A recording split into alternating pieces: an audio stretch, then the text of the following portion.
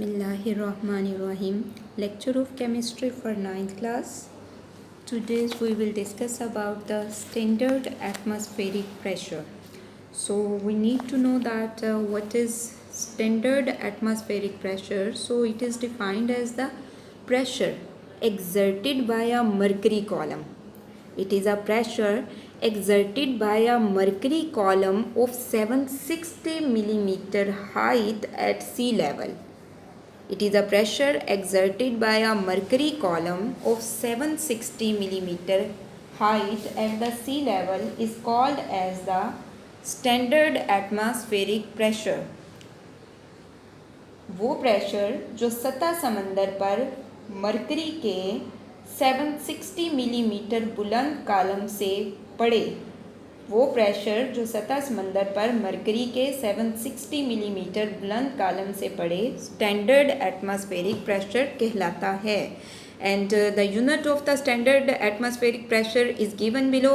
1 atm is equals to 760 millimeter of mercury, which is equal to 760 torr, and 1 millimeter of mercury is equal to 1 torr. 2 millimeter of mercury equal to 2 torr. 3 millimeter of mercury equal to 3 torr. That's mean millimeter of mercury and torr are equal to each other.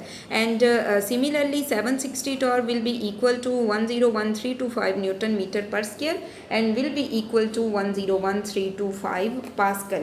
अगर आप इसके unit देखें तो 1 atm equal है 760 millimetre of mercury के, वो 760 Tor के equal है.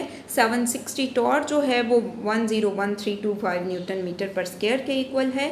वो ये जो है न्यूटन मीटर पर स्क्वायर ये 101,325 पास्कल के इक्वल है. Next compressibility. Gases are highly compressible. Why? Because large empty spaces present between the molecules of the gases. So when pressure is applied on the gases, so gases compressed. The molecules of the gases come closer to one another and occupy less volume when pressure applied on the gases as compared to the volume in uncompressed state. Gases जो हैं वो compressible होती हैं. क्यों compressible होती हैं? Large empty spaces होती हैं. जब उन पे pressure apply किया जाता है तो वो एक दूसरे के करीब आ जाते हैं. Molecules जो हैं gases के वो एक दूसरे के करीब आ जाते हैं और less volume occupy कर लेते हैं as compared to uncompressed gas. Next, mobility. Gases molecules are always in state of continuous motion and they possess very high kinetic energy. They move through empty spaces that are available for the molecules to move freely. So due to the random motion of the gases, they are mixed up and form the homogeneous mixture. अब gases जो हैं वो move करती हैं, gases के molecules move करते हैं, उनमें high kinetic energy जो है वो होती है. ठीक है. अब जब वो random motion करते हैं तो उस तरह से क्या होता है कि गैस के molecules mix up होके एक homogeneous mixture बना देते हैं. Next one, density of gases. Gases have low density compared to the liquids and solids. Why gases have low density? Because of light mass and more volume occupied by the molecules of the gas. So the density of gas basically expressed in gram per dm cube, where the density of liquids and solids are expressed in grams per cm cube, and liquids and solids are 1,000 times denser than gases. Okay, liquids and solids are 1,000 times denser than gases. The density of gases increases by cooling because their volume decreases. Okay, for example, at the normal temperature atm, basically atmospheric pressure, the density of oxygen gas is 1.4 gram per dm cube, and at 20 degrees centigrade 1.5 gram per dm cube.